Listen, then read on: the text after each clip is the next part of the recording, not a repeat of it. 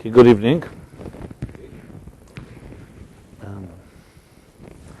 It is good morning for some people that I know that are listening or viewing this in other countries, all the way to New Zealand, which is, I think, 17 hours ahead or 16 hours ahead. So that's like Thursday, 1 o'clock or something like that. So it's good afternoon, good morning, good evening to everybody everywhere. And welcome to another edition of Wednesday Night Live.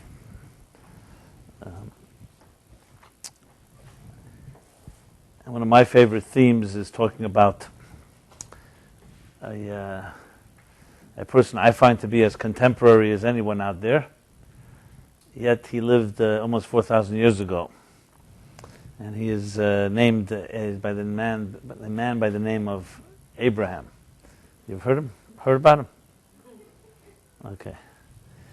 So Abraham, those days they had no surnames, so just Abraham. Some call him Avram Avinu, Abraham our father, our patriarch.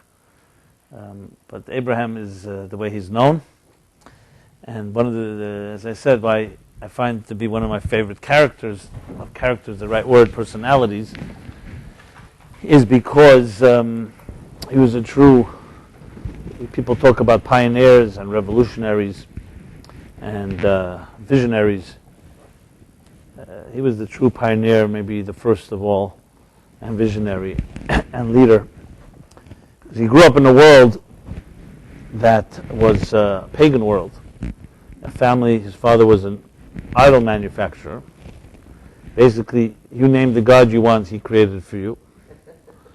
And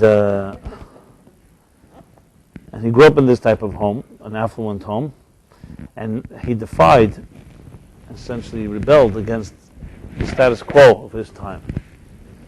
And he had no synagogues to go to, and no yeshiva, no school, even though they say there was a yeshiva, that yeshiva of Shem and Aver, but bottom line was there was no organized religion, let's put it that way.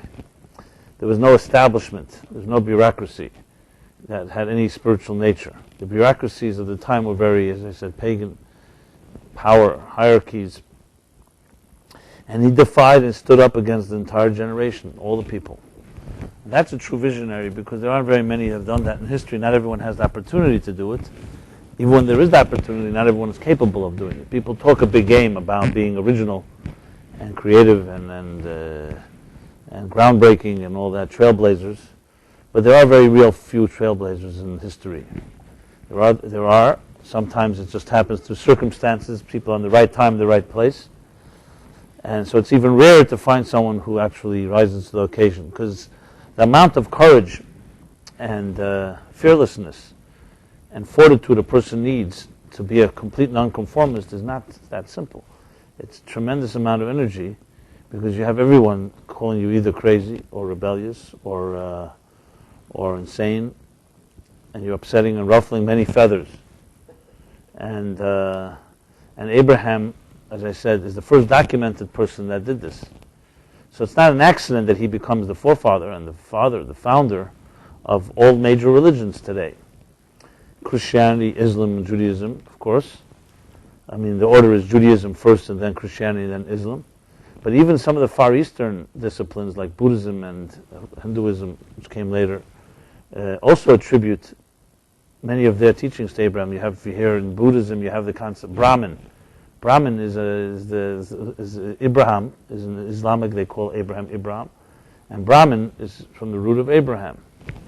Actually, the name Abraham, as we read in this week's chapter, comes from a combination of two words, Av Hamoin Goyim, the father of all nations, which is very interesting, because usually many Jews will identify Abraham as the first Jew, founder of Judaism, or the founder, or the first discoverer, the first believer in monotheism.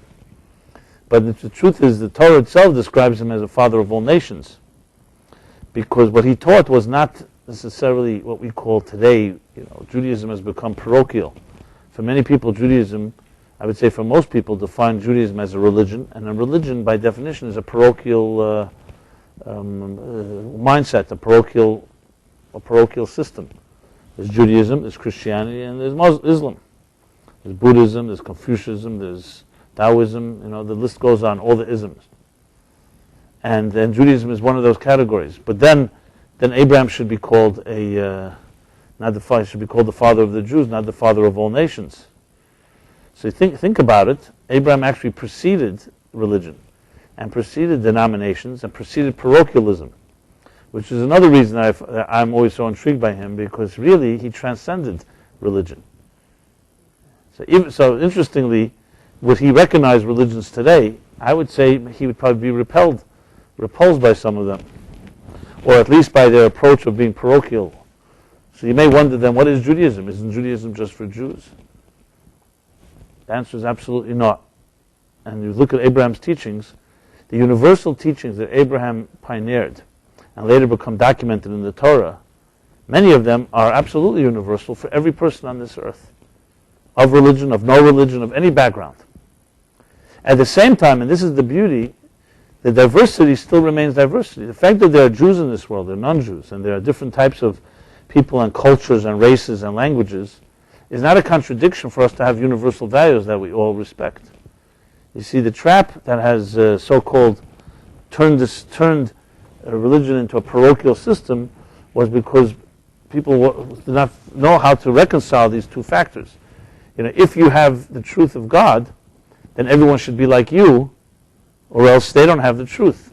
So hence we need to proselytize and convert those that are not converted to your way of life. But that's not what Abraham taught. That is a human creation based on people who are insecure and they feel that their way is the only way. God created 6 billion people on this planet. Today it's 6 billion. In the time of Abraham it was much less. But still, two different people. The Talmud makes it very clear that God created every human being individually and differently.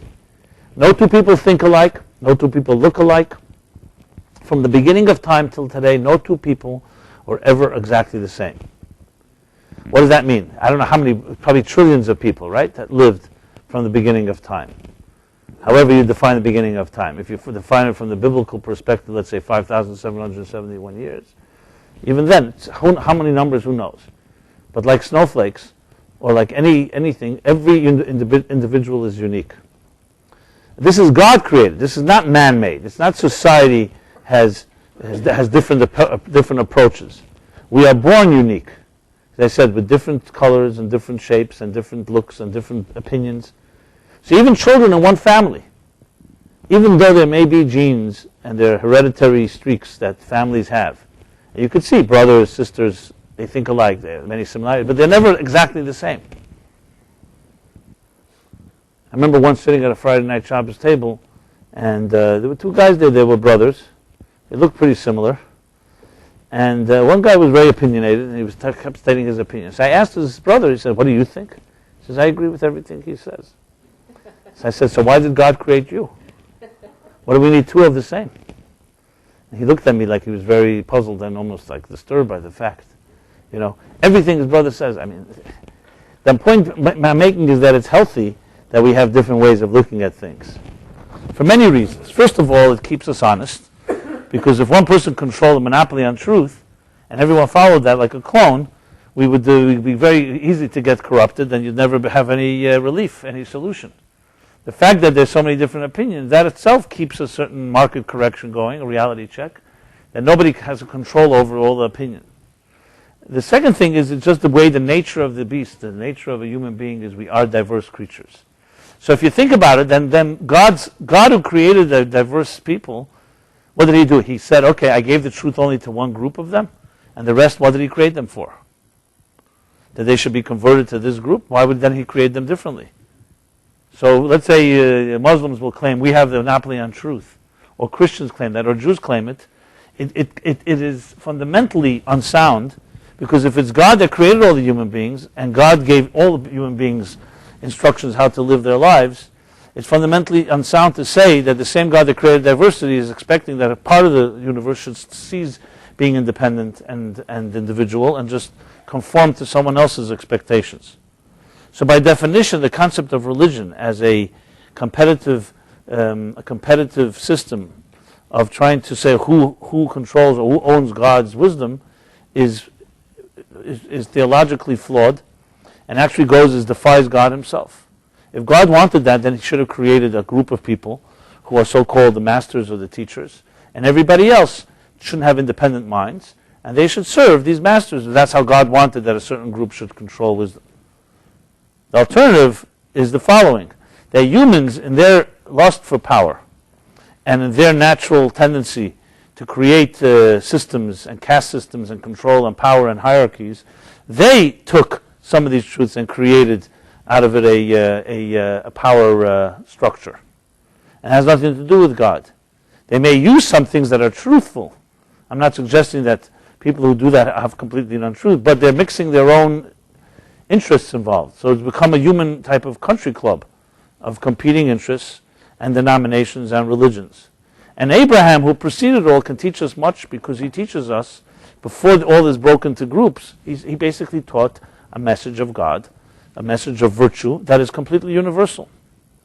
As a matter of fact, when I wrote the book Toward a Meaningful Life, I had to go against the stereotypes, even those that I grew up with, of parochialism, and try to find and discover the essential universal message in the Torah for all people. And I wrote a book intentionally was meant for everybody, and people of all faiths and no faiths, and Jews and non-Jews read it, and and it resonates with them. But it took effort, because I had to go back to the roots to get to that point, because things have become parochialized.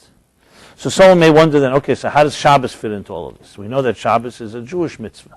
It's not a mitzvah for non-Jews, for example, or tefillin, or other mitzvahs. The answer, just as I said earlier, is obvious. The Torah, as though it has universal message for everybody, still does not deny the fact that there is diversity. There are things for women that are not for men. That's also part of our natural systems. So when we say there's a universal thread that connects us all, that does not defy, or does not deny, rather, the diversity that we have. That's the challenge. And that's where you find, as I said, the mistake that people make. They either think that you have to have one truth for all, or diversity takes over and there's no such thing as a truth, which is the other extreme that we suffer from. People completely ignoring any type of higher authority. They say, basically saying religion is the root of all problems, and if everybody just followed their own conscience, we'd be fine. But that's not true. People follow their own conscience, we would not be fine. We know where people's conscience can lead them when they get selfish. And we've seen destruction in that, in the face of pure self-interest. There's a middle ground, which is that there is a higher authority called God, but it does not take away your independence and individuality. That means there's a respect for the differences between people. So there's nothing wrong with saying there are mitzvahs for men, there are mitzvahs for women, there are mitzvahs for priests, for Kohanim, for Levites, and for Israelites. And there are mitzvahs for children and for adults. And there are mitzvahs for Jews and for non-Jews, or for other types of different cultures and so on. It's just a matter of respecting diversity. Yet all those mitzvahs, meaning all those connections, are all paths toward one higher truth, one universal truth. So it's the equivalent of, let's say, music. Music is a universal language, right? A song, even though different cultures and different countries have different songs, and I remember once Napster was like hot and legal. So I once had this obsession for 1 week. I just downloaded, music from every country I could find. I still have it on my computer. They didn't come after me. Well, it wasn't really commercial music anyway. It was, I got music from Azerbaijan and from, every exotic country I could find. And I was listening just to see the difference, not so much to hear the music, but to see the difference of sounds. It was quite fascinating, like language. Diversity is extreme. The sounds are different, the sing-song is different, and I'm sure it reflects the culture and the history and the climate even of these countries, and so on. And as I said, just an immense, enormous, beautiful diversity. But one thing was clear. Music from any country can touch any person. You don't have to be from that country for it to touch you. And obviously, yes, some people like certain types of music. Other people like other types of music. But I mean to say it's a universal language. And yet, each of us can sing or play the music in different, infinite combinations. It's a perfect example of what I'm trying to convey about the Torah. You could have a universal truth and still it does not deny or annihilate our individuality. And this is what Abraham understood, and a secure person understands this. When you're insecure, you feel that if you're right, I must be wrong. So you have to be wrong for me to be right. That's an insecure person. A person who's connected with their soul and connected with a higher calling as Abraham embraced God, and it was not an easy journey, as we shall discuss, a person like that understands that it's not a contradiction. You can have diverse paths, and yet there are universal truths that transcend all of them. And that's really the real message of Judaism. So in a way, yes, I would say Judaism is not a religion. I wouldn't even call it Judaism, to be honest, because immediately says Judaism is a religion for Jews. I wouldn't call, people argue whether Judaism is a culture, a religion, a race. You know, you have all these theories. And I think they're all wrong, frankly. Maybe they all have pieces of the truth. You know, like those 10 blind people who were put into a cage with an elephant, and they said, tell us what's in this cage. So since they couldn't see, they touch and feel and so on. This one says an elephant is like a tree trunk, because he touched the leg of the elephant. Another one says elephant is like a water hose. Another one, elephant is like leaves of a tree, because the airs are very like leaves. And then finally, a seeing eye person comes in and says it's an elephant. So the question is, did all the others were wrong? No, they weren't wrong. They only touched one part of it. When you say it's an elephant, you're talking about the whole picture. So the fact is that the way I would define Judaism, and this is the way Abraham defined it, would be a universal system that God gave us of how we should live to the fullest, how we can actualize our potential, and how we can live up to our calling. Each of us discovering our personal mission in life and actualizing it in this world. That is, in my opinion, the essence of Judaism. Then, break it down, yes, how we do it. The how, not the what. The how we do it is different. Of course, when you're 5 years old, you do it one way. When you're 20 years old, you do it a different way. When you're 50, because you're at a different stage of your life. A person through marriage does it one way. A person who's single another way. And then the diversity of women and men, as I mentioned, of Jews and non-Jews, within Jews itself. There are scholars, there are business people. There are 12 tribes. When the Jews left Egypt, it said the water split into 12 different paths, because each one has their path. Yet they're all the same music, but different notes. And that is the way I would define Judaism. And that, in that sense, it's not parochial. It's not local. Does it have a message for Jews? Absolutely. Does it have a role for Jews? Absolutely as well. So you may ask the question, so then what does it mean that Jews are the chosen people? You know, I have to say that even though it's not the theme tonight, but I don't want to leave any stone unturned with these issues. Because I know many of you may not be vocal in this room here now, out of respect to the rabbi. But I get the emails and that are quite vocal, and I've always welcomed people rebutting and challenging what I say, and I welcome it again here. I'm not one of those that feels that you have to silence others to be right. So the answer to that is, that itself is a big question. What does it mean to be a chosen people? It's a very complicated question. Because based on the principle I mentioned earlier, that there's not one human being on this earth that was not chosen by God to be here, for that matter, there's no cell in the universe, not one cell, C-E-L-L, not one fiber of existence that's not chosen by God. So how do you explain some people are much more chosen than others? You know, remember, from a Torah point of view, nothing in the universe is an accident. It didn't just fall into place. So every child born was chosen by God to come down to this earth at this time, Jew or non-Jew. So what does it mean to say chosen people? So I could leave it at that, and you could figure out, try to figure out what it means. But obviously, clearly, the word is much more. Obviously, humans, are going to turn it into a type of superiority thing. My country club is better than your country club, but that's human. From a divine perspective, it's very difficult to even understand what the word chosen means, because, as I said, everything is chosen. Think of your own human body. Which part of your body is superior to another part of your body? So some people say the mind is more superior to the heart to the liver. But if you really think about it, that's ridiculous. The human body has 75 trillion cells. God forbid, one cell, one mutant cell, can wreak havoc and destroy the whole body in the worst type of diseases, God forbid. I don't even want to mention it. And that cell can be anywhere. The cell is not necessarily in the brain or in the heart. So anyone who understands the internal makeup of things realizes that size doesn't matter, and even what we consider to be value doesn't really matter. A computer program with millions and millions of lines of code.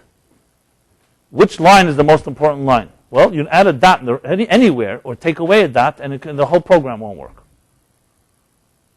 So when it comes down to things that are on a fundamental level, In the sense where I'm describing God, how God created the universe, every aspect is indispensable. So the whole concept of chosen in that context doesn't make even sense. Doesn't make any sense. So it's really the topic for another class, not for here. How then, what does it mean? So it's true, you have to know the Hebrew word when you say ata v'chartanu, uvanu v'charta. The word chosen is an English translation of a word which is usually inadequate. And it means something a lot different than just this one's chosen as if that one's unchosen. No one ever said that. It has a lot to do with how we rise to the occasion and what our roles are. You know, if God said, I chose somebody to be a priest, a Kohen, that goes into the Kohen Gadol, a high priest that goes into the Holy of Holies, that doesn't mean that the rest of the human race are not chosen. It just means he's chosen to do a certain role. So then if you put it that way, it diffuses the whole issue. We're not talking about a chosen people as opposed to like saying, oh, they're the chosen, everybody else is negligible. That's not at all the intention. People are chosen for certain roles. Abraham becomes chosen in this chapter. But you know something? Only after he rose to the occasion and met God halfway. Then God said, you have earned your right to be chosen. This doesn't mean everybody else except Abraham is not chosen. Oh, Abraham paid a price. And in this world, you pay a price. Yes, you will be chosen for and be given a gift, but also an obligation. And that's the next point. When you say someone is chosen, it's always more about obligation than it is about opportunity.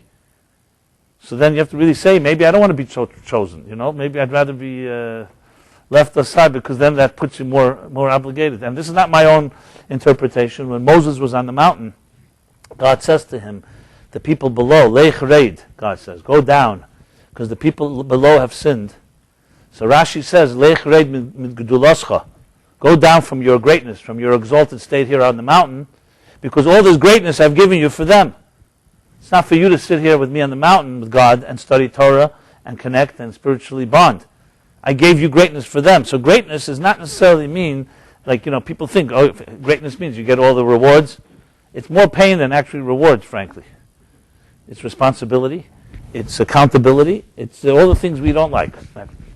So before you, get on the line of the chosen, you should think about what the consequences are, just for the record. So to go back to the theme here, and I titled the class, Are You Lost? The Baal Shem Tov says there are two types of being lost. You could, and I mean, even if you're sitting here, you could still be lost. Remember that. The Baal Shem Tov says there are two types of being lost. There's people who know they're lost, there are people who don't know that they're lost. So which is worse? Of course, this latter. It may be less painful, because if you don't know, you don't even know that you don't know, so you can get away with feeling everything is going well. When you do know you're lost, it's quite disorienting and demoralizing even, because you're like somewhere stuck in the woods. You know you're not where you should be, but you don't know where to go. A person who's lost in the woods and doesn't know they're lost, at least they have the ignorance is bliss. They can convince themselves this is where they belong, and they maybe even build a life in a complete distorted way. Now, if you had to choose, so the movie The Matrix, they give the choice, the blue pill, the red pill. Even though most people would say, of course I want the truth rather than live a lie. But I'll tell you, I've been around, and I think when a push comes to shove, a lot of people would say, I don't mind living a little deception. I don't have to feel all the intensity of feeling that I'm lost. And the truth is that is what most of us do when we begin to feel the pain of being lost, a lost soul, or any other existential type of pain. What do? Unfortunately, most of us will numb it. We try to relieve ourselves of the pain instead of addressing it at the root. And how do we relieve it? We relieve it in all ways. You can relieve it through medication. You can relieve it through different addictions, substances, psychological ones or physical ones. I mean, the list goes on. I don't need to tell you all the ways that we will relieve ourselves from existential loneliness and dissonance. And often not necessarily healthy ways either. But a human being will do anything when they're desperate, and if the pain is intense. And now when I say pain, this pain in a way is much more psychic pain. It's not physical pain. Much deeper, in many ways harsher than physical pain. Not to say physical pain can be anguishing, can be agonizing, but it's a different type of pain. in many ways more dangerous, because physical pain, the pain just can't deny there's the pain. This type of pain, you can distract yourself with something that gives you pleasure for the moment, or with different things that numb your senses, and you can convince yourself you're really not in pain. I've seen this.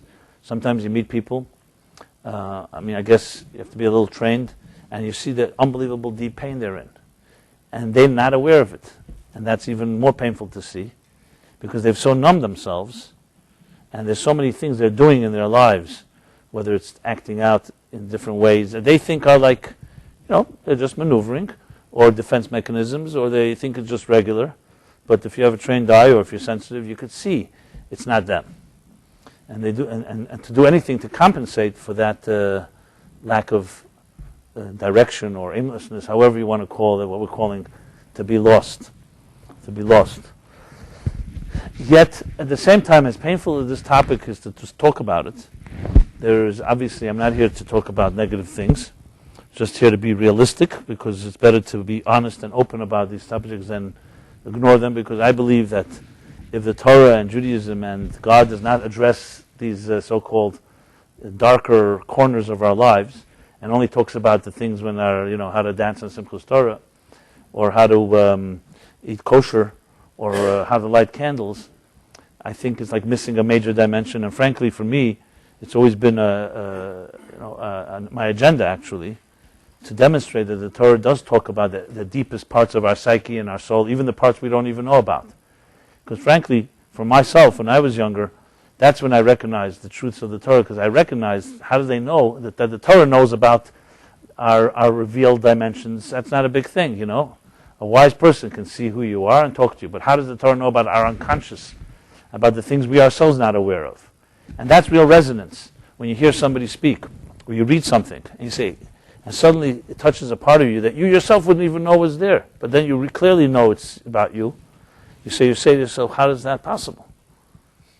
And to me, that is the ultimate sign that the same God that created our psyche and gave us our souls is, yes, put in truths that touch that part of the soul that nothing can reach. Even you yourself may not be able to reach there, whether intentionally or not. Most of the time it's unintentional, because the fact is that most intimate recesses of our inner being remains hidden even from ourselves.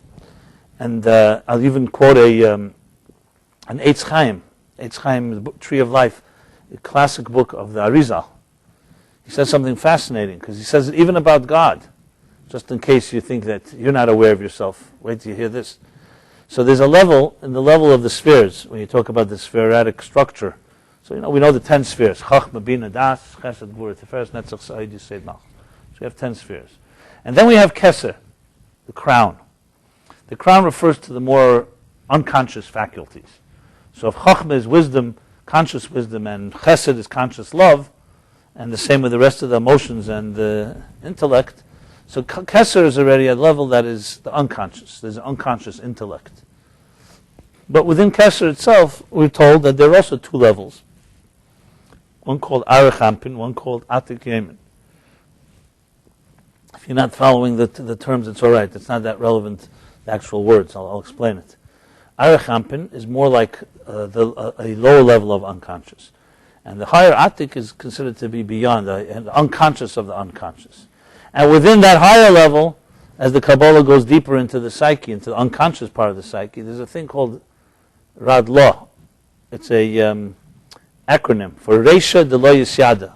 It's an Aramaic term from Zohar that says the head, the lo Yisyada, that's unknown. So we would think, okay, it's unknown. Of course, it's unconscious, so it's unknown. So the Eitz Chaim says lo Yisyada should actually be read based on the Zohar. Lo Yodav, and not only is it unknown to others, it itself doesn't know itself. That's what it says. So you'd think that that's some type of negative expression. How could God not know him? How could the higher the level, the more it's aware of itself? No, it's not correct. Being conscious of yourself is not necessarily a virtue always.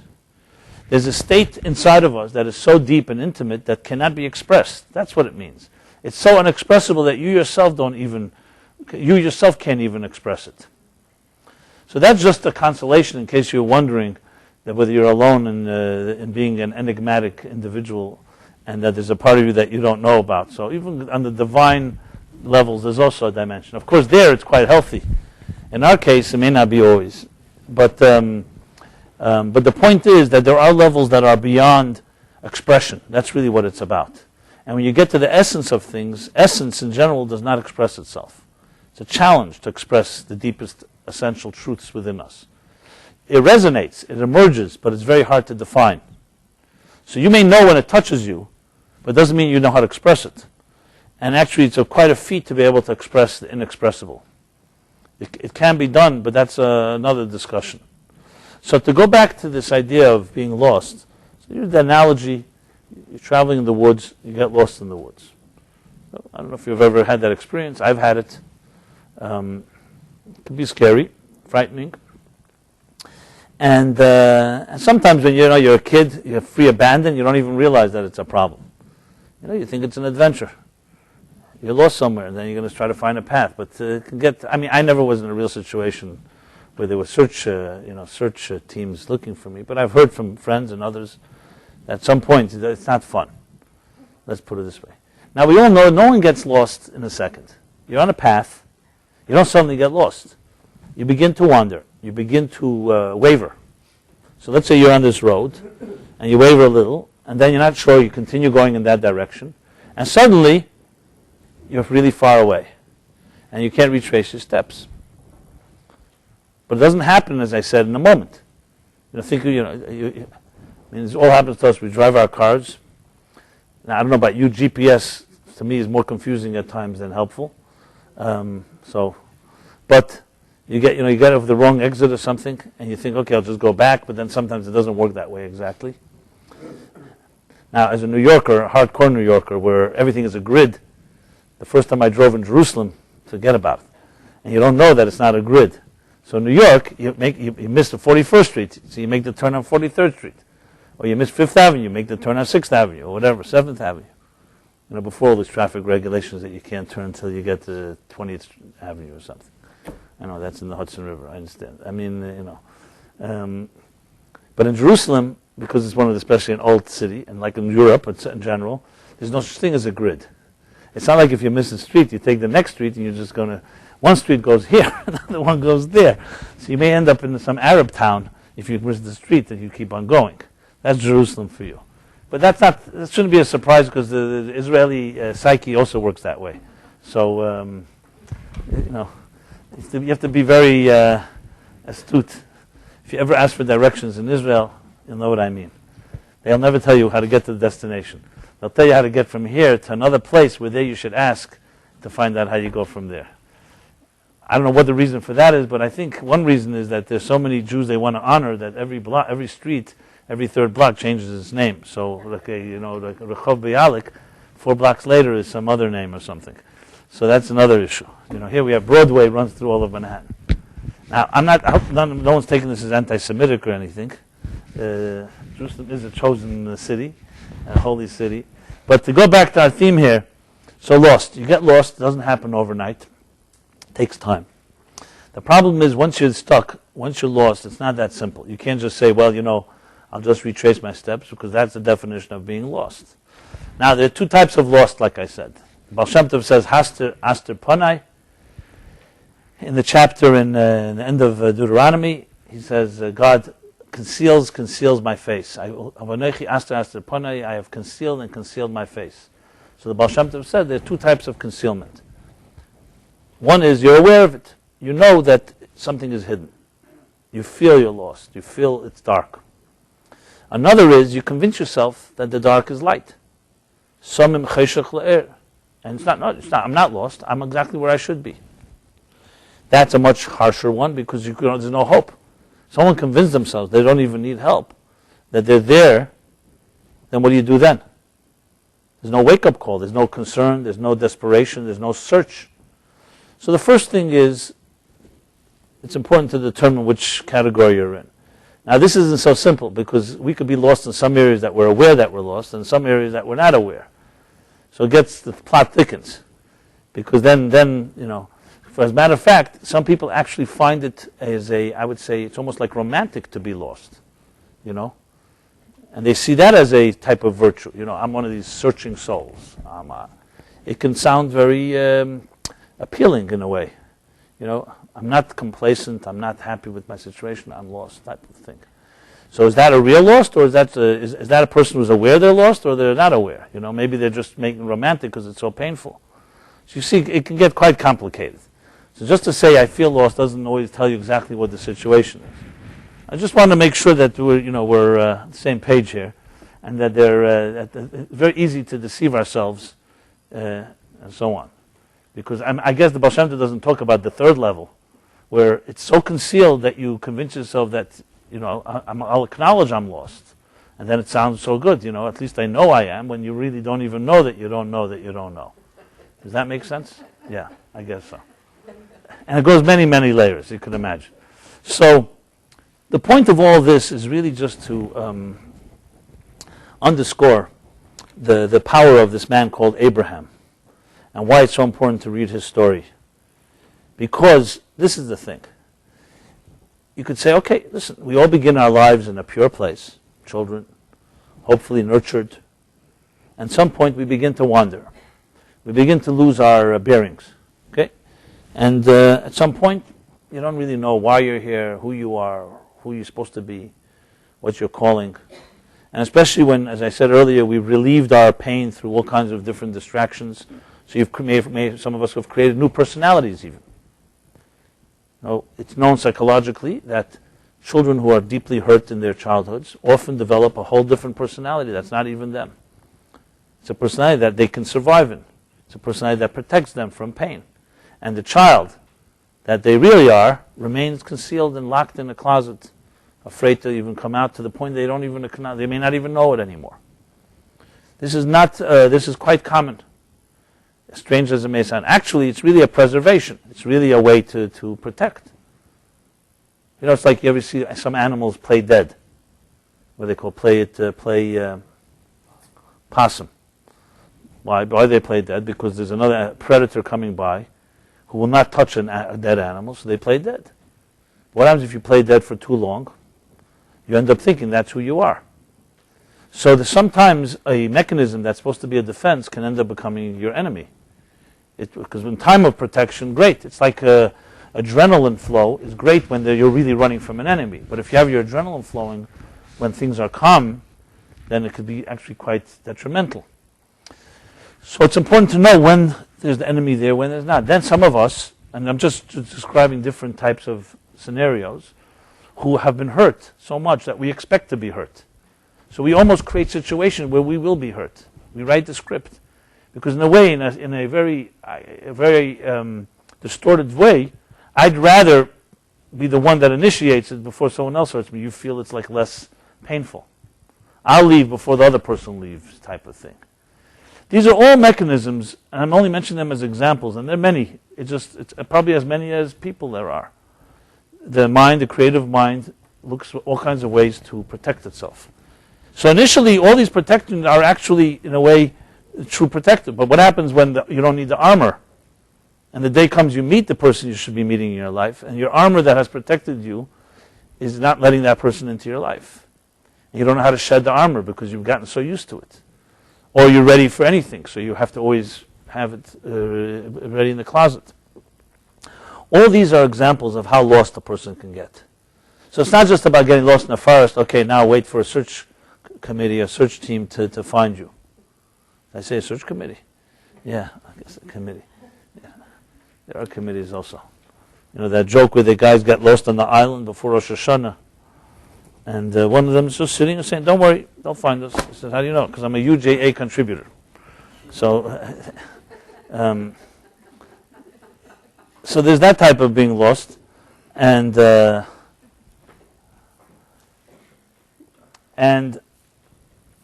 in a sense, on a linear level, is relatively simple. Because you're in a physical place, and the question of finding your way back home. But psychologically and emotionally being lost is much more complicated. Because it's not just, okay, just show me the path and I go back. As I said, we develop all kinds of mechanisms. I mean, to use the analogy just further, let's just say, for example, let's say you get lost in the woods, and after a while you're not found. And you develop mechanisms, coping mechanisms to cope in the dark, to cope and live in a dangerous situation. And then years later, not that simple, you come back to civilization, you're going to have a lot of mechanisms that worked for you when you were in that desperate place, but they're not good for you when you're in a civilized place. You have people who, God forbid, were locked in basements for years and years and lived in the dark. I mean, terrible, terrible situations. Even Holocaust victims who never forget the circumstances in which they lived. And again, I'm not saying this to blame anybody, I'm just describing situations. All to emphasize, as you say, Yedias Hamachla Chetzi Refuah. Have the cure is awareness. Have the cure of any illness is awareness. So the more we understand the gravity and the far-reaching implications of being lost, so to speak, on all levels, that itself helps us understand how the healing comes. So what do you do? What do you do? So of course there's a difference between if you're aware that you're lost or you're not aware. I'll discuss that soon. But the most important thing is, and this is the gift of Torah in general, and specifically what we're discussing tonight, Abraham. Why do we read about a story of a man that lived almost 4,000 years ago? It's so long ago. Different time, different age, different country. Almost everything is different today from then. I mean, just think of technology, what kind of technological world we lived in. Abraham had none of that. We're so advanced, comparatively speaking, so to speak. So why do we read about this person? So, some people say it's nice history, nostalgia, it's good to know our roots, lessons, but it's much, much deeper than that. When you teach somebody art or music, even if they're a beginner, you always want to show them what the masters have accomplished. They may never reach that place, but you want a backdrop of perfection, at least as much as one is capable. Because you don't want a student thinking, oh, I made a nice painting already there. No, you want them to see. And not just to be humble, but to see what greatness is. And that itself teaches you two things, as the Alter Rebbe, Rab Shneur Zalman of Liadi once said. It teaches you how small you are and how great you can become. You need both. There's some people who have illusions of grandeur, they know how great they can become. Let's even say that it's accurate, their illusions. But they don't know how small they are, so they don't know where they are. Are you there already? Are you halfway there? You're a quarter way there? How do so if you have the illusion or you have that dream, you have the vision of where you want to be, it's critical to know where you are. Because if you don't, you're never going to get there. You can convince yourself you're there already, and then there are people who are very fully aware of how small they are, how little they are, how little they have achieved. And that equally is false, because then they'll never get anywhere. Because if you're completely consumed and dwell on where you are, and you just see your little myopic view of life, you'll never climb. It's critical to have a dream and understand the bigger vista. So we're taught about Abraham, we're taught about a person, as I mentioned at the beginning of the class, a true pioneer. Maybe the best you'll ever find as an example. I would say for sure the best, definitely the first. Because he had no models, he had no role model. That's a true pioneer. The ones who do it first, they break through. His parents were surely not models. If anything, that's what he ran from. His society, the leaders. I mean, we know what they're all like. They're all described. He had to challenge them all. So what was he turning to? What was his template?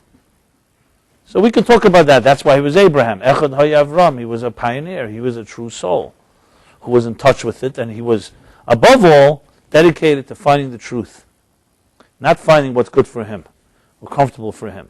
So maybe once in history you have a person who made that move and would not get rewarded for it because there was no one to reward him. There were no UJA dinners, and there were no synagogues, and there were no schools, and there were no Nobel Prize or Oscars. And he did not know that we would be sitting here now 4,000 years later talking about him. But he was dedicated, as the Rambam puts it in beautiful terms, Oisas ha'emes mipnei shu emes. He committed to truth because it was true. I know that sounds simple. Find me the person that's that way. No other motive. So Abraham did that, but we're told about this because he's our grandfather. We have his genes. We have his spirit. So no matter how many layers it gets covered up, we still have that spirit. And that means that you really, no matter how lost you may be, you have a compass. We have a guiding light. And when you read about Abraham, you're reading about yourself as you are, and at the point of departure before you are where you are today. That's why it's indispensable. So if a person says, I'm not lost, well, they think they're content and comfortable. Okay, there you have to have a whole discussion, argument, why they need to read about Abraham. What do I need Abraham for? I have it all figured out. But for somebody that is aware, and that's of course always the first step, that they're aware that they're not so aware, it's not just a nice reading. You're actually reading about the beginning of the journey. And no matter how distorted and how wandered and how all the dips and the twists and turns, and dips and what's the opposite of dips? You know what I mean? This and rises, right? You have a point of departure. So now the challenge is, okay, here's the point of departure and here's where you are, but you have at least something to navigate by. And the question now is, how do you get back? Or how do you make a new road to connect the two? But without that, there's no way back, because you have nothing what are you going to base it on? Now, in truth, do take this a step deeper, a level deeper. What it really means is that you have in your soul all the information you need to find what you need in your life. That dimension in your soul is called the Abraham within you. So that's what Hasidic teachings write, that there's an Abraham within us, there's an Isaac within us, there's a Jacob within us. They're archetypes of our own soul. Abraham happens to be chesed, love, which isn't so relevant to our particular discussion here, because I'm not talking about the specific lessons. We'll talk about that next week and other weeks, but I'll mention some of them. But the idea is that there's an Abraham, it's your soul that we're talking about. So really, if you want to put it this way, it's not about going back to retracing steps 4,000 years ago.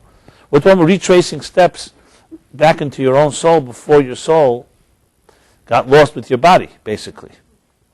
So think of it this way, who's in the driver's seat? Is your body taking your soul places, or is your soul taking your body places? Who's the driver? And to put it more bluntly, does the hammer tell your hand what to do, or does your hand tell the hammer what to do? So I know it would be very insulting if somebody said, well, my hammer tells me what to do, But think about it. Your body usually tells your soul what to do, not the other way around. Because God in his infinite wisdom decided to put the soul trapped in the body, and the body has control. Because where you're going to walk, and what you're going to talk about, and what you're going to do with your physical existence, the soul has no choice but to go along with your physical interests. Which is why in Tanya he says that's why it's like a golus, it's like an exile when the soul is in the body and the body takes it to places that the soul doesn't want to go to. It's like taking the purest part of your place and defiling it. But that's the power of free will. That's the power that God gave us. So that's another story. But going back to the theme here, so the story of Abraham is really about retracing steps.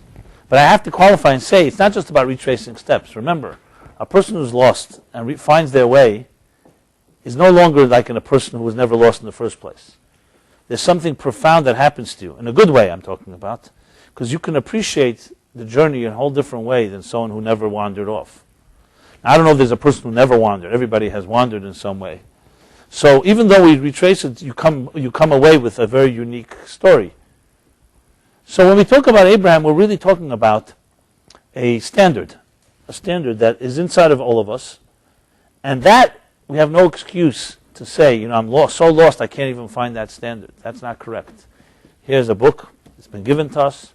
It's right in front of you. What you need is interpreting it. So let's look at a few themes, a few specific themes of Abraham that each of us can identify with. Basically, think of them as the point of departure of your soul. I'm going to talk about Lecha, which is the name of the chapter. And I'll talk about later when Abraham commits his life to virtue. Really about three things. And the third thing is about his commitment. So it's his commitment to himself, to his destiny, to his calling, so to speak. His commitment to other people, and his commitment to God. It's really the three fundamental things, the three fundamental elements that, as I said, we've all wandered away from. And I'm going to describe what it's like on the point of origin, the point of departure. So then you can use that as a type of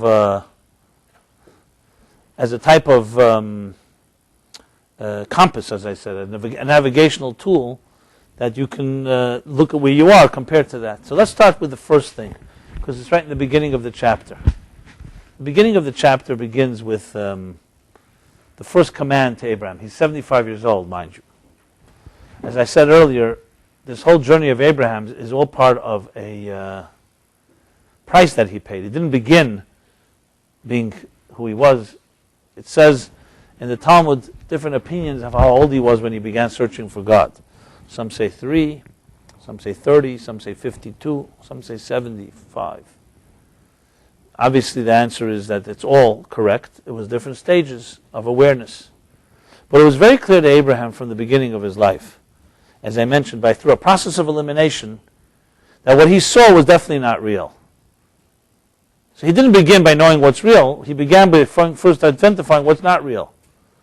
He saw his father making a lot of money by building idols. He was a manufacturer. As I said earlier, any god somebody wanted, this man was able to make for you. There's some people like that today too. But he was a real master. So you came to him. He was an extremely sensitive soul. Obviously Abraham inherited that. But his sensitive soul he used to manipulate. He used to, someone came to him, he saw their soft spot, their negative, their vulnerability, and said, I got the God for you. And gave him this idol, that idol. So there wasn't just a bunch of idols, little like, some people compare art collections and the worship of art today to worship of idols almost. But there's no economic dimension to it, but and a social one as well. And Abraham recognized that something's wrong with this whole approach. I remember a guy I met, he used to come to this class, and when I knew him, he was a therapist. And then I met him years later. He's in advertising business. I was interested to know how one led to the next. So I said, so how'd you get from therapist to advertising? He writes copy now. And so he said, well, I'm doing the same work. Then I was healing people's emotions. Now I'm manipulating them. So I couldn't resist telling him, well, after you manipulate enough, you'll probably go back to therapy and have a lot of new clients. And he says that the pay is much more for manipulating emotions than for healing emotions. Okay. Just for the record, in case you're wondering, if you're looking for a job. So Abraham, looking at what he saw, by process of elimination, recognized this ain't it, so to speak. This is not where it's at. So he began to seek, he began to search. Being a man of truth, he was definitely not about looking for comfort. He was looking for the truth. So the first place he went is away from mankind, human race. You go into nature, study the meadows, spend time in the meadows, in the fields, the ocean. And he was looking for something. And he observed the celestial bodies, the sun and the moon and the stars. And through his process of elimination, he came to realize that everything he sees, even if it's large and great and powerful, it's all part of the same extension of this universe. And there's something more. He knew there was something more. To make a long story short, Maimonides documents this whole journey of his. At some point, he finally came to realize, as I said, through a process of elimination, that what he's looking for, or the method he's using, is wrong. Because his whole attitude was, I'm where it's at, and now I'm looking for the divine. He didn't call it divine, the higher reality. If I and all of existence is one piece of reality, so I shouldn't be dictating reality. Reality should be dictating me. So this whole type of search through using my tools and my eyes and my ears and my mind, at best I will end up having a product of my mind. So as brilliant as it is, it'll be a mathematical equation. He didn't use those exact words, but that was the idea that he came to. So he said, maybe I have to try something new. I have to suspend myself and my ego and even my search for truth and just let it emerge. Just step back. So he was the first that shut down all his tools, and everything he was using to search so aggressively, he suddenly shut down, and what happened? Magic happened. The truth emerged. he became aware of things that only emerge when you don't get in the way. Even your good plans don't get in the way. And that's when he had his first epiphanies. And that's when finally God comes to speak to him. However we understand God speaking to him, which is definitely not anthropomorphic, that like a man with a long white beard coming to have a conversation with him at a meal in a restaurant, or like George Burns in Oh God. But clearly, whatever he experienced was some type of internal truth. So it says he saw God, he spoke to God. We use the language of metaphor. Torah speaks, Torah dibra b'lashon b'nei Adam. Torah speaks in the language of the human being to give us something to grasp. But if you say every day, every Friday we say from the Zohar, it says that God has wisdom, but not like wisdom that we have. The real way the Kabbalists define God's wisdom, God's speaking, is saying God does not speak, but God does not speak. In other words, when you say we speak as humans speak to each other. We have wisdom as humans have wisdom. You can't say God doesn't have wisdom, so you say God doesn't have wisdom like our wisdom. So chacham v'lo b'chachmi yediyah. It's basically a double process of elimination. It's saying you can't call God wise, because that wise would define God like human wise. So, but you can't say he's not wise because he has definitely wisdom. So you say he's not wise, basically. You get it? It's called a yediyas hashlila. It's understanding things through extrapolation. It's like you can't see it directly, so you see it indirectly, and so on. So Abraham came to that type of understanding, and it got deeper and deeper, until finally he gets the first command from this God, from this deeper truth that he surrendered to. And the command is, Lech Lecha. And as I said, the point of departure, this is the first lesson. If you talk about connecting to your own root, to trying to get back where you were lost, getting back to the point of departure, the point of origin. So God says to him, he hears God say to him, leave your homeland, Malatecha, your place of birth, and the home of your parents. So I've discussed many times the meaning of these three statements briefly. I mean, I don't have to elaborate here. If you've heard them. But what's relevant to our discussion is what God was saying to Abraham. Okay, you've come to this point. However, the real secret for growth, and this you should just bear in mind, this is not just a statement. This statement would lead Abraham to leave southeastern Iraq, modern-day Iraq, where he lived, and to take the journey that would be the beginning of all journeys to the Promised Land. So it wasn't just a small little statement here. But the key is leave. Leave your past. Which was interesting because Abraham is at this point, he's 75 years old. He's left his past many times over. He defied his parents and his culture and his society. And still God is telling him that you still haven't left it. And he tells him, leave your land, leave your place of birth, leave your home of your parents. So I've discussed many times, these are three types of subjectivity that trap every person. Inherent subjectivity, we all just have self-bias. We're biased. Self-love, we always self-interest, that doesn't allow us to see an objective picture, which is why we go to advisors, why we go to consult. Many people you pay a consultant heavy fees and then not listen to him. That's another story. But the point is we need objective advice. The second level of subjectivity is influence of our parents. Never underestimate the attitudes of parents on us. Parents that we had or parents that we didn't have. Their attitudes make a major impact on us because it's in impressionable years. That's where we learn about love or we don't learn about love. Or we learn about distorted love. That's where we learn about how to react to things. Anyone that has uncontrollable anger, almost 99.9% is you can trace it to something in your childhood. Coping mechanisms. The coping mechanisms our parents use, for good or for bad, become what we emulate. Where does a child learn to speak for the first time? The words we use. You learn them from your parents. What words they use.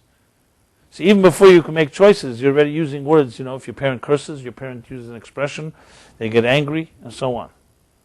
And I have a little granddaughter who we watch on Skype because they're in California. And a few months ago, she's already starting to speak. So that cute stage, You want not to end. I'd rather her not become an orator like all of us, type of thing. But everything in its time. So she was like doing like this every time, like somebody was not around that she was looking for. She was doing like this, and everybody was wondering where she got that from. Even her own mother, and her mother does it all the time. So I didn't even realize it. But I just saw it. So that's a small little example. How many thousands of little nuances and things that we can't even identify because we're not even aware of them that we pick up. Where do we pick them up?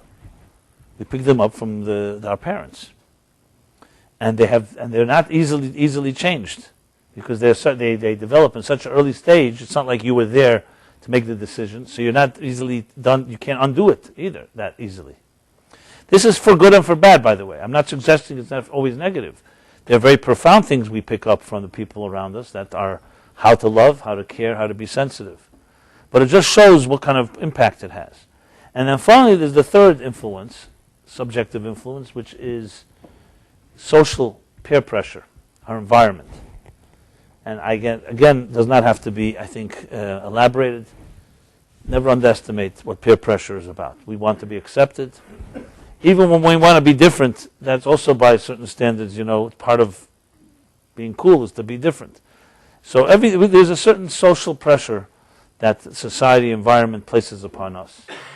Now again, this is not for good and for bad. It's not always a bad thing. We are not completely independent creatures. We do need friends. We do need support. So there's good qualities in it. But they have a strong impact on our lives.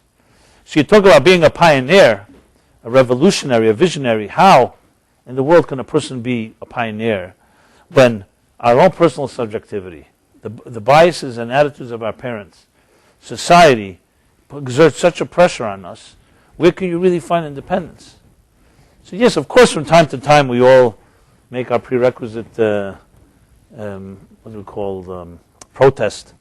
And from time to time we burst out or we act out or we rebel. But on an ongoing basis, you can't even know. Maybe your rebellious side is really also part of your conformity because maybe you're rebelling against unhealthy influences in your childhood. Is it really a true pioneer or is it something running from danger? It's very hard to know. And you could say, well, who really cares? Well, at least somebody's a pioneer. There are people who changed the world because they ran from danger. It's true. But that doesn't mean that everybody who runs from danger changes the world. Let's put it that way. So these are important factors. And all this is what God tells Abraham. You want to find yourself, because then he says, Ela eres asher reka, Lech Lecha, go to you. It doesn't just say Lech, go. In Hebrew, Lech Lecha, go to you. Discover who you are. You can never know as long as you're in the shadow of those three influences. Does a child ever know who they really are before they go to camp or school or leave home? Even when you leave, the umbilical cord is quite long, psychologically. But when you're in the shadow of your parents and their expectations and demands, it's very, very difficult to know where they begin and where they end and you begin. And I know a guy who was like 27 years old, and he was living at home, and he was having difficulty finding his soulmate, his shidduch. So he went to see the Rebbe, the Lubavitcher Rebbe, and the Rebbe asked him, so what do you do with your life? So he said, he works. And where do you live? He lives at home. And the Rebbe said, so you get along with your parents? He said, yeah, quite well. And he wasn't just saying it to sound good. It was actually true. How well? Do you ever argue about anything? He said, not really. I live in their house. A very good relationship, which you think is like great news, right? And the Rebbe made like this to him. Very bad sign. And a 27-year-old never argues with his parents? Never has a different opinion? If you want my advice, you want to get married, move out of your house and build your own life. Because what's happening was, the Rebbe realized he was like losing his identity. He was too good. So in a way, you remain a child in your parents' home, even when you're 27. There's a point where every person has to leave their home. I'm not talking about certain circumstances, and I'm not getting down to every case by case. But as the Alter Rebbe said so beautifully to his mother-in-law when he got married, so he lived in poverty, but he was a great man and with his wife. And those days there was no wiring money and there was no other stuff like that. So you either lived in the town with your healthy in-laws or you didn't. And if you didn't, you weren't going to benefit from their wealth. So his in-laws told him, why do you have to live where you're living? Come live by us in town. We'll support you. You can do whatever you want. There weren't no conditions. Learn, they respected him. And he knew, and it was not a manipulation thing that if they lived, it wasn't about control. His response was the following. He says, it's a very appealing offer. However, there's even more appealing offer. To go back into your mother's womb is the most appealing of all. Because there you don't even have to eat. You don't have to pay bills. Everything is being done for you. There's one small problem. This is what he wrote to his mother-in-law. He said, the small problem is that the womb has gotten too small and the child has gotten too large. Now, he didn't mean to insult her. It was a very interesting perspective. But it's Lech Lecha in the fullest sense of the word. Obviously, you're talking about a tzaddik here. He was not trying to not respect his in-laws. That was not the point. It was a lesson. It was a message. Why he didn't live by them and be more comfortable, I don't know. I can't answer that question. But clearly, everybody's got their journey. Now, this is just an example. But the point is, if you talk about being lost, and here's the paradox. Here's a big paradox. Why would a person be lost psychologically or emotionally? I mean, lost in the woods is very clear why. You don't have a direction. You don't know where. You don't have a compass. You don't know where to go. You don't know where you got lost. It's an accident. I'm not talking about intentionally being lost.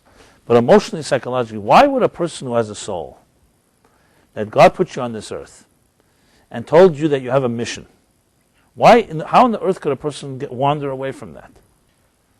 It's a rhetorical question. The answer is that clearly the forces in this world that conceal that mission are equally powerful.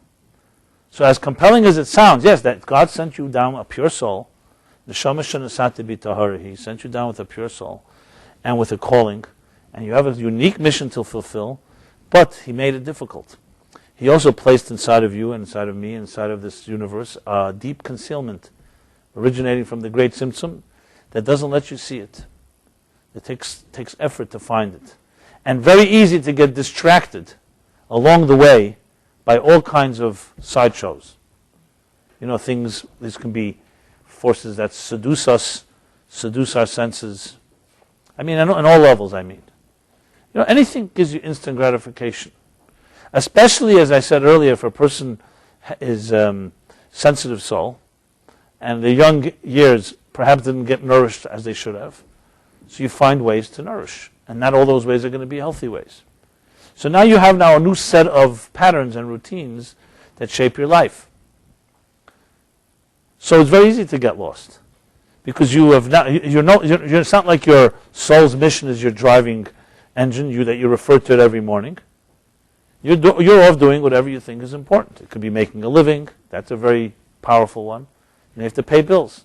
And that takes a lot of time and energy from a person to work, earn, the struggles around it. Then we have other areas. We need relationships. Even though we need it, and that's healthy, doesn't mean all our relationships are healthy necessarily. And we need other forms of transcendent needs. We need to, of course, eat and sleep, but we also need to feel excited about life, passionate. Do you think any person in this world wants to be an addict to alcohol, drugs, gambling, sex, or anything like that? No person may set out their way, except maybe sometimes a self-destructive, unconscious side, but generally no person said, I want to go and become addicted to a substance. Because first of all, it's humiliating. Who wants to be enslaved and dependent on something else? No human being in there, and no human being wants to be that. Just like sometimes I remember thinking many people who don't have homes, God forbid, homeless, they set out to live in the streets. Absolutely not. So there are different circumstances in that situation why a person would be there. It could be poverty, it could be mental illness, it can be, slowly, as I said, wandering off until the point where you have no way back. And it's all sad. But let's talk about the addiction. Any person says, no, there's a deep hunger inside of a person, and that's healthy. They're looking for some type of excitement. They're looking for some relief. It can be physical pain, it can be spiritual pain, it can be emptiness, whatever it is. That's what the power inside of them. It's not they're looking for something to be addicted to. It's that thing that they become attached to. The attachment is in direct proportion to their hunger. People who are mediocre, by the way, and very apathetic, generally don't get addicted to too many things. Like that kid that comes home from school with a C on her report card. So the father says, no, either an F or an A plus. And this anything but mediocre. I don't want no middle C or B plus. Either an F or an A. The point is, it says Kol hagadol mechaveiro yitzrei gadol mimeno. The greater the person, the greater the yetzer hara, the greater their evil inclination is. What does that mean? The greater their passion. And when there's great passion, there's always great danger, but there's also great possibilities. So when a person is very hungry, the danger, they may eat the wrong food, they may eat something poisonous. They're so hungry. Someone that's not hungry, will control themselves till they find the right food. So emptiness and hunger, which is a very healthy part of the soul, aware that it's missing something, is the root of all problems. That's the double-edged sword. Now, of course, it's more complicated than that. Sometimes there are other factors that come into play. It's not always, sometimes it's money, sometimes other things that people need. I'm getting to the root of it. If you get to the root of where did it begin, where does a person begin to wander? And then by the time you recognize or are aware of it, you could be hitting rock bottom. Self-destructive, which is, of course, the paradox of all paradoxes. Who in the world wants to be self-destructive? And yet we are all the time. We're our own worst enemy. Which tells you how complicated this being lost is about.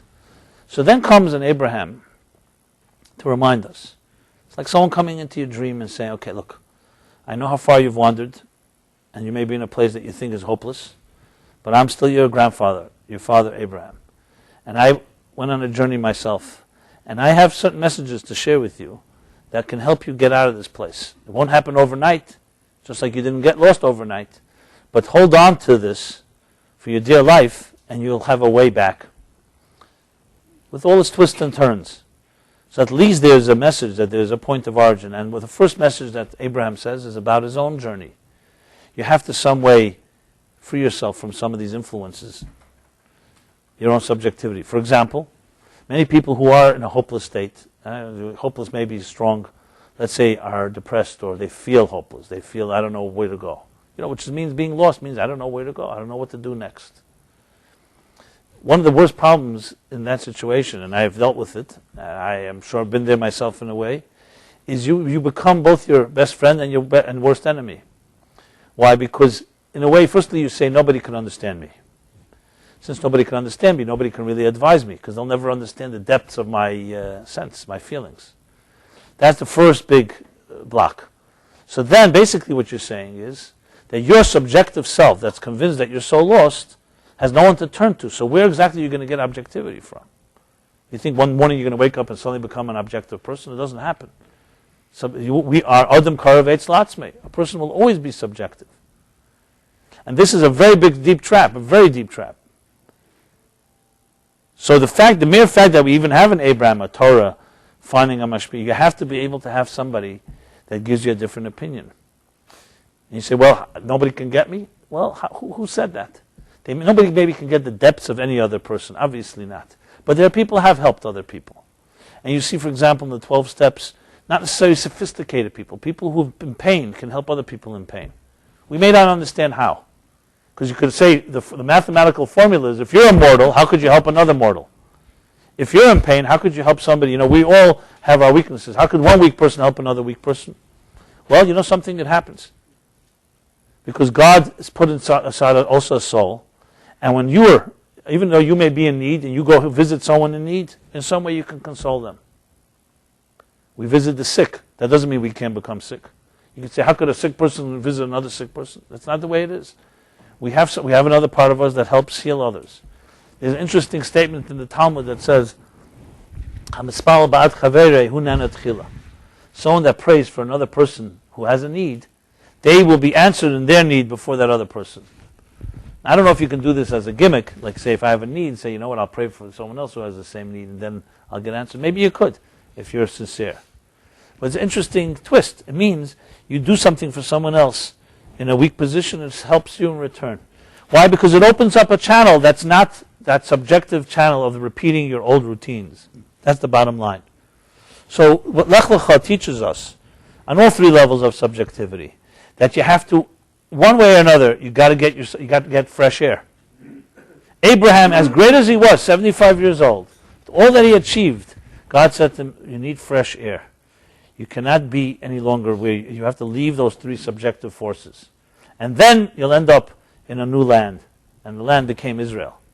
And the interesting thing is, as I've discussed many times, it doesn't say that he's going to Israel. There's no reference to it. All it says is, leave unto you, leave, Lech Lecha, go into you, your land, your place of birth, your home of your parents, and go to the land that I will show you.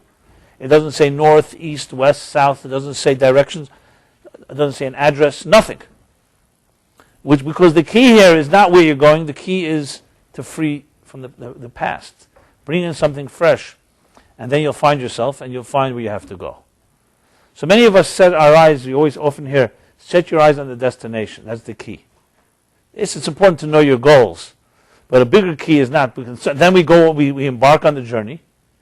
And then you find out you don't get there. Why don't you get there if you set your eyes on the destination? Have you ever wondered maybe the reason is because you're out there with good intentions, but you have a ball and chain locked onto your feet. So by the time, after a little while, you get so wore down, you can't go. Your past is not letting you find your future. So the key is some way to free it. Now, can we do it in a complete cold turkey way? Probably not. But a little fresh air. You have to begin to listen to somebody else. So you have to the challenge will be to find someone you can trust, someone you respect, someone that may not get all the depths of you, but at least gets a little, can relate to, can give you another perspective. Remember, an objective opinion doesn't have to be as profound as you, because it's more objective than you. That's what you're looking for. You're not looking for profundity, you're looking for objectivity. A little fresh air, a little other perspective, and then working together with your self-awareness, something can happen. So it's not just talking, it's just getting another way to look at it, which is not easy, especially when you're smart and you're sometimes locked in your way and you're convinced, and sometimes you're so convinced that you feel so secure that you're convinced, you say, I'm ready to hear any other opinion. Well, it's absolutely not true. And you make sure those opinions end up just supporting what you wanted in the first place. So, like the doctor that says, I'll tell you when you need a second opinion. So that's the first thing with Abraham. And as I said, the subjectivity can be your own personal, it can be parental, it can be peer, social. There's an expression in the Talmud, Meshana Mokim, Meshana Mazel. Change your place, and you'll change your mazel. What does Mokim mean? It can mean physical Mokim, literally, move away from where you are. You're living in one town, one city, one place, one neighborhood, go to another. Just a new place. The fact is, there's a certain what we call the lethargy that settles in when you're just in the same place. But place also can mean psychological place. Shift of new friend, new job, new opportunities. So these are all examples of Lech Lecha, and there are many, many more that are available to us. And the question, of course, is which one? You don't have to do them all. That's where you need an objective opinion, because every person is in a different situation. Not everybody can just move. Not everybody can move in wherever they want. And just because you move doesn't mean everything is solved either. Sometimes you bring all your ghosts with you as well. But so that's another story, Like, remember Kenny told me when he learned the first time about Yetzer Hara, so he had this little man inside of him, he says, that always tells him whenever he's excited and passionate about something. So this little guy inside of him is always telling him, don't get so excited. The more things change, the more they stay the same. Where do you think you're going?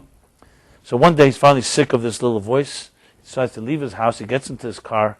He lives on the beach. And he went for a long drive, just get some fresh air. He opened the windows. And he finally feels free. Suddenly he hears a voice in the back seat. I mean, it's a figurative voice. The same little man is, of course. He says, where are we going? He says, fresh air. He says, oh, that's great. I think that's a great idea.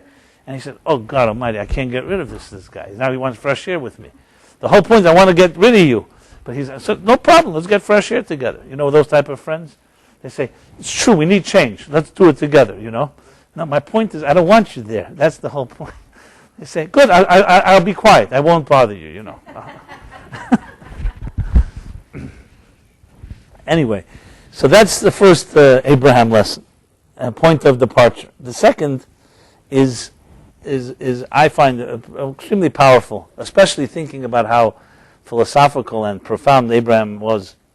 And that's later in this chapter where he says, L'mana she'yitzaves beisei es banavu es beisei achrav. Lasit tzedek u'mishpat. that God makes the covenant with him. You see, the covenant of Lech Lecha was not yet the real covenant. It was the first step. But then comes another one. And the statement goes that God makes a covenant, an eternal covenant with Abraham. And that's when he's truly chosen, is when he says that he will commit himself, his children, and the family, and his home to live a life of virtue and justice. Tzedek u'mishpat. Now you think, well, yeah, that sounds what's so radical about that? You know, a good person. Of course, you teach your children the goodness. I'll tell you what's radical about it. Very simple. And I challenge, find an exception to what I'm going to say now. We've had great thinkers in history. And I can name, we can name hundreds of them. You had Aristotle, Plato, Socrates, the Greek ones. You had the writers, the poets, the emperors. I mean, you go along history. Thousands and thousands of these great, great minds. And many of their teachings still affect us today. My question is this. How come there's not one person on earth that doesn't consider Aristotle as his genetic grandfather? Not even someone making the claim. They'd make some money maybe, but they'd never be able to prove it. It's not even in the category. When it comes to Jews, the Jewish people, the first thing we say is Ben Avram, Yitzchak, v'Yaakov, a child of Abraham, Isaac, Jacob, Sarah, Rivka, Rachel, and Leah. And there's a lineage. And I'm not trying to pull rank here. What was it that Abraham did that Aristotle did not do? And that all these great thinkers didn't do? They were great thinkers, and there's no question about it. And they left brilliant ideas. But in a strange way, their ideas actually were contradiction to building families. Because you can't be sitting and philosophizing ideas and also be a domestic person and diaper your children. And Abraham, the greatest heights he reached, he understood, and he wasn't even told, that the key here is, will he build a family that will perpetuate this legacy? Because if he doesn't, it dies with him. Abraham could have been Aristotle too. He could have also left a legacy of wisdom and books and teachings. But he left something much deeper. He left a way of life. A way of life. And in a powerful way, he transcended even his own transcendence. So I was speaking to, a few weeks ago, I spoke for a group of Buddhist monks who came to the Jewish Children's Museum in Brooklyn, in Crown. It was very interesting, right before Rosh Hashanah. And then afterwards we were like, socializing. They don't eat sushi if you're just interested. Buddhist monks don't eat sushi, in case you're wondering. Only Jews do, I guess. I don't think Japanese do either. I think it's like Haagen-Dazs. They think it comes from Holland or something, some fake name. I'm developing that theory. I don't know if it's completely accurate, but you get the idea. So I was speaking to one of them, and I mentioned this idea to him. I didn't say it in a negative way. I asked him about the Buddha and so on. I said, did the Buddha have any grandchildren, great-grandchildren? And he said, well, the Dalai Lama is considered to be a reincarnation. Reincarnations there are. But I'm talking about, real flesh and blood type of thing. And I just wanted to hear his reaction. And he said to me, very innocently, he said, something, the truth is the whole Buddhist method of meditation and spiritual growth is really counter to building a family. Not that they're against it, but it's not like, you can't do both at the same time. You can't be on a mountain meditating and then what's going to be with your children. And he said it in a very innocent way, and I was very interested. I said to him, that Abraham had a different perspective on that. And he asked me, so how did he balance the two? I said, well, there's a whole Torah that tells us how to balance the two. But I find that to be unbelievably powerful, because Abraham transcended even his need to transcend. Look, he's a man that Lech Lecha ma'atecha. He was able to leave the subjectivity, his own, the family, culture, the whole works. And still, he came to a point he realized, I know how to go to heaven, but can I bring it back to earth? That's the question. And he came to the deepest understanding of all, that God is on earth, not only in heaven. And in a way, if you cannot bring God down to earth, even your heavenly experience is ultimately compromised. It can be selfish, it can be about you, it's limited. And the real challenge is, can you build a family? Yes. And to build a family means that you're going to deal with little kids that cannot sit around and patience for your philosophical eloquence and have needs, and they're going to cry, and they're going to be, as I said, they need to be diapered or whatever. I don't know what diapers they used in those days. Be interesting to ask around. But whatever it is, all the hassles of Tsar Gidl Banim, of bringing up children. It's great joys. We all want to bring up children. I'm sure Aristotle must have had a child. I don't even know. I'm sure he loved his child. But that's biological love. Was he ready to make sure that the child and his children perpetuate? That's a whole new world. What is irrelevant to us? Very simple. One of the traps of getting lost is now what's the dramatic and what is the most overwhelming feeling? That you're lost. That becomes the dominant feeling. Interestingly, that is also our undoing, because now you're consumed with you being lost and all the pain involved. It means that you're just becoming more indulgent in your own pain, in your own loss, in your own emptiness, or whatever it is that is driving you. There's something to be said about a commitment to some type of something outside of you, like in this case, building a family. You say, well, I'm not in the mood, I'm lost. You know something? Maybe if you built one, you would not be so lost. In other words, the point here is, it's like the chicken and the egg. You could say, well, as long as I'm lost, I can't do anything with my life. Yeah, but maybe if you did something, even though you're not in the mood, and you just force yourself to do because that's what God said you should do, then maybe that'll help you free yourself from your own misery, and that itself will free you from where you are trapped. So the interesting thing, the commitment that Abraham made was a critical element in the second point I wanted to make in this whole journey. And the third point is the chesed, the love. Abraham was known for his open home, his open tent, open in all directions. He welcomed everybody. Nomads, didn't work with just spiritual people. Later we read about how three nomads, Arabs, were traveling in the wilderness. They were angels, but he thought they were nomads. And he welcomed them in, and he epitomized what love is and kindness to others. So in a way it's an extension of number 2, but number 2 is actually building a family. Number 3 is really the love and extension to others. And you could say, well, what does that have to do with me being lost? The same argument can be made. You know, I'm going to help others once I get a little strength. Let me build up my strength. Let me tell you something. If someone's locked in their house and they're depressed, the greatest thing you can do, if they let you, schlep them out of there and go let them help somebody else, even if they're not in the mood. That's the greatest antidote to all depression. Because when you're helping other people, it's very hard to be depressed. Let's put it that way. Number 1, you're not consumed with you, you're consumed with others. And number 2, in general, you're just not, it's not about me, it's not about you. It just frees you from the shackle.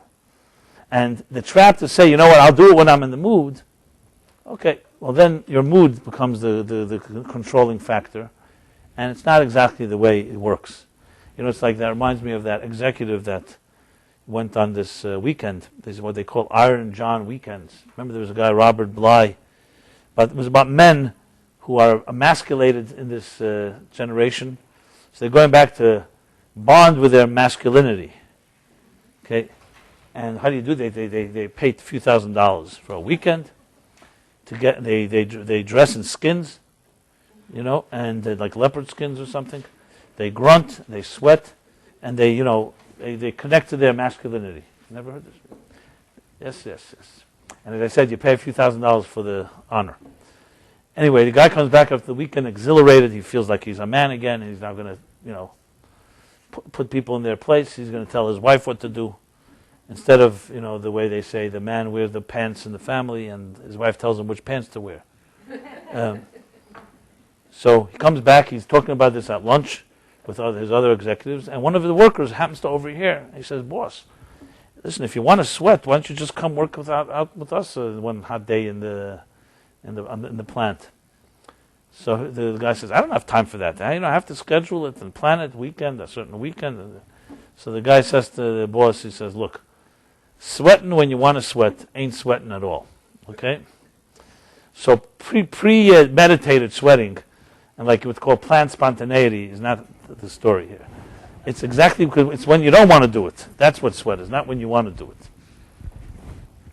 So, 3 messages from a what do we call it? A time capsule called Abraham. And as I said earlier, the mystics explain Abraham is right here in this room, right here inside of you and me, in our hearts and souls, and probably trapped, but waiting to be released. So here we go. We have our lives as it is right now. Define where you are, and whether you call yourself lost or you don't call yourself lost, or you call yourself wandering, or don't have answers to certain key questions, looking for direction, or some people don't want to use such extreme terms, so I'm looking for a healthy relationship. It's only a little thing like that. I'm looking for a healthy relationship. Everything else is working in my life. The only small detail is I don't have a good relationship. I mean, I'm saying that cynically. That usually means that there's more that's missing than just the relationship. And other things that may be lacking. And we're all lacking in many ways. So the good news is that we begin reading this Lech Lecha. It's a new chapter. It's a new beginning. As a matter of fact, Arizal says somewhere that Lech Lecha was the beginning of Matan Torah. The beginning of the revelation at Sinai began when Abraham left his homeland. And that was the beginning of the journey that would ultimately fuse heaven and earth. So we have an archetype here. We have a person who is, number one, our grandfather. Number two, part of our soul. Number three, who set in motion a method. It's not a abstract method. It's practical. Some of it is not easy, but it's definitely a method. It's not abstract. There's tangible elements to it, concrete elements to it. Each of us have to apply it in different ways. We're different parts of where we are in our lives. Some relate to it in certain ways. The Lech Lecha, the other two things that I said about building family, and something that will perpetuate, and chesed, love to others. Each of us can focus on something else, but we cannot say we don't have any coordinates. We have. You can say it's hard. You can say, how do I get from here to there? But it's there. That's that there. The point of origin, destination, is part of who you are. And it's fundamental to know this. The soul that you were born with is still the same soul inside of you. It hasn't changed. It's still the same pure soul. Every morning in the prayer, no matter how old you are, no matter what experiences you've gone through, no matter how much you may have transgressed, every person says in the morning, Neshama shenasati b'tahari. Think about it. That the Torah is telling us that no matter what you've done, it doesn't say that if you have transgressed certain things, you can no longer say, my soul is pure. And the fact is, we say the other level, we say the soul is pure. It has been created, it has been shaped, it has been you have instilled it in me, and you protect it within me. So you can argue, look, if a person has sinned or has done something wrong, they shouldn't say the first phrase, that the pure soul is pure. They should say the soul is within you. But you still say it every morning, which tells us that your point of origin has never been compromised. That doesn't mean you're there. That doesn't mean that your actions are living up to it, because your soul can be here, as I said with Abraham, can be here, and you could be here. But you have it within you. And that's perhaps the greatest message of all. There's no such thing as hopeless. You have it, and we say it again and again and again every day. And maybe that's what sleep does in a way. Besides rejuvenating your cells, it also maybe rejuvenates your soul, gives you another day of hope. My father, I remember, once told me he was at a yechidus, it's called a private audience with the Rebbe, and it was an all-night one. It was like all the way till the morning. And when the dawn started breaking outside, it started getting light, and they were talking about all kinds of subjects. Russian Jewry was a big subject, and a lot of painful subjects as well. The Rebbe stood up, and my father, I remember, I never forget my father telling me, he said, the Rebbe looked out the window and said, a nayatog, which means, a new day. And the way he said it, my father told me later, was like, it wasn't just like nice words. He felt it, like a new day, new hope, new light, new energy. Imagine waking up every day realizing that it's really new. It's not the same old story. Now, of course, there's a certain part of the same old story that your debts of yesterday usually pass on to the next day. I wish it wasn't that way, but that's how it is. So there are many things that obviously move on, but not everything moves on. We say, Ein kol chodesh tachas hashemesh. The generation comes, the generation goes, and there's nothing new under the sun. In King Solomon's immortal, pessimistic words in Ecclesiastic Kehelet. But Hasidic teachings say that if you really focus on the words, he says, Tachas hashemesh. Beneath the sun, there's nothing new. But above the sun is a whole other story. So that's your choice. Are you going to go beneath or above? So of course, what happened yesterday and 2 days ago carries over. It's part of our history. It's our memory. Sometimes it's real experiences. You can't just forget it because you went to sleep. But there's another part that morning tells you that there's another part that gives you have the right, you have the opportunity to get to a place that's beyond it. That you have another door that can open, that is like a new day, a new light, a new energy, and there is hope, and your soul remains pure. So that doesn't mean you don't have the other part of your life, but now you have a fighting chance. One is a place where you're lost, and another one is a place that you can be found or find yourself. So finding yourself doesn't mean that suddenly everything that made you lost goes away. It's not like some type of magic pill, but it means there's an alternative. And in any type of battle or war, especially psychological, the key thing is not winning necessarily. The key thing is have a fighting chance, that you're still in the ring. And as long as you feel that the only option you have is being lost, or the only option you have is where you're stuck, that's the worst part of it. Because there's no hope, there's no light at the end of the tunnel. So knowing that there's another opportunity, another option, even if you're not even able to live up to it, just knowing it is already a fresh ray of light and hope, fresh air, that at least weakens the hold of the other option that completely has you trapped in its tentacles. So I speak for myself as I read the story about Abraham. To me, it's always a very powerful example, because the pioneer in him, having no mentor to be able to prod him on, he was able to self-generate this type of energy. I mean, to me, it's almost hard to imagine, but he had that access to his soul, and now we have him, Abraham. So we have someone to hold on to. So what I would say, I think is wise. We have a gift given to us. You can read the chapter on your own, and I'm sure you'll come up with many profound and powerful lessons that speak to you. Now, what I wanted to lay out was the general direction, the general way to look at it, that we have an asset here. It's an ally in our journey. And it's good to know that even when you get lost in a forest and you're lost, sometimes you hear a cry calling for you. You may not even know where the cry is coming from, but just to know that it's calling for you, that's already something. Someone cares. And that's already hope that you'll be found. And you will find your way. And the Baal Shem Tov actually gives that analogy when we blow shofar in Rosh Hashanah. He explains what is the sound of the shofar. You know, if we want to cry out, why don't we just say, help, help? You know, you can turn to God in prayer.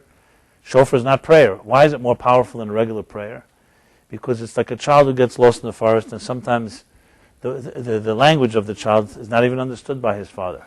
But when he cries out like the raw call of a ram's horn, a shofar, you know, every mother, every father recognizes the voice of his child. Even if they may not know the words, the voice. So we may have wandered off, and our language and our clothing and our mannerisms and our behavior may be something God doesn't recognize. Like when God says to Adam, Ayeka, where are you? But the cry of a child when you cry out is understood. That's the neshama shenasata b'tahari, the pure part of the soul. If you let it cry out, that's heard in the deepest places above, which in turn call out to you to be able to find your way somewhat. So these are some of the, I think, immensely powerful messages from Abraham, and may you access the Abraham within you. Remember, he's waiting for you, so now the question is whether you will rise to the occasion. So everyone should have a very blessed week, and maybe next week we'll be a little less lost than we are this week. That would be progress. And remember, we're here. I am here in any way I could help you. So although I may be lost, but at least I can help you find the way, and then maybe you help me find the way. So it's like, and I mean the opposite of the blind leading the blind. Let's put it that way. And with that being said, let me say this class is dedicated in honor of the birthday of Susan Reese's father, Yeshiv David Ben Fegi. It's also in honor of the anniversary of our good Philip and Nancy Nammerworth. And Philip will be giving his class tomorrow night at 7 p.m. Philip's topic is, Philip Nammerworth, making positive changes in our personal life. Okay, good. And it's your birthday? Happy birthday. What is your name? Jackie. So happy birthday, Jackie. And, well, I don't want to forget anybody else. Anyone else has a birthday or significant date? Okay. Well, you'll all have one. I'm guaranteeing the next year. That's a prophecy. Huh? The minors are all out. Okay, congratulations to that. And may we all learn to get out of our traps and being lost in our own deep minds. And in Chile, right? In Chile. And everyone should have a very pleasant night. Let me just say, announcement-wise, if you haven't left your email, please leave us your email so we can keep you updated. We're soon going to be launching some new programs and online classes and stuff like that. So if you have your email, we can let you know if there's any changes. And of course, it's a two-way street. Feel free to email or contact me or Velvel or anyone in my office, Meaning for Life. We're here to help in any possible way. And we're partners in this journey. Everyone have a good night.